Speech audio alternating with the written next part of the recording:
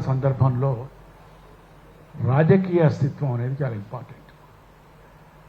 ఇప్పుడు రాజకీయ అస్తిత్వమే ప్రమాదంలో పడింది.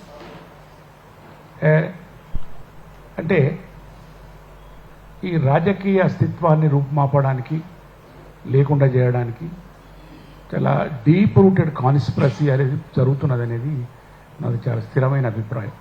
Of course it is backed by the anti Telangana philosophy as our Srishail Reddy గారు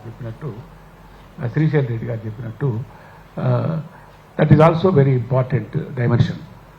కాబట్టి యాంటీ తెలంగాణ ఫిలాసఫీ సర్వైవ్ అవుతున్నది, దాన్ని ఆధారంగా చేసుకునే ఈ కాన్స్పిరసీ కూడా సర్వైవ్ అవుతుంది. ఈ రెండు సైమల్టేనియస్గా వస్తున్నాయి అనేది మనం అర్థం చేసుకోవాల్సిన విషయం. ఇకపోతే మన జనరేషన్ ఉన్నంతకాలం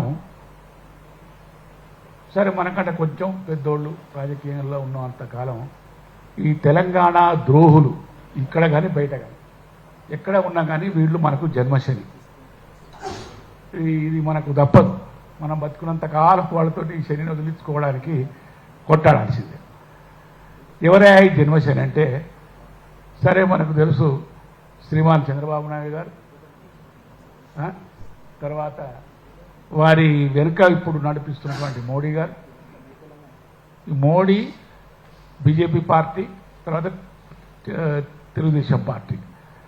సరే, వాళ్లకు ఇక్కడ డోలు కొడుతున్న మన ఇంటి ద్రోహులు, వీళ్ళు దిస్ ఈజ్ ది కాన్స్పిరసీ వెనుక ఉన్న బ్యాచ్.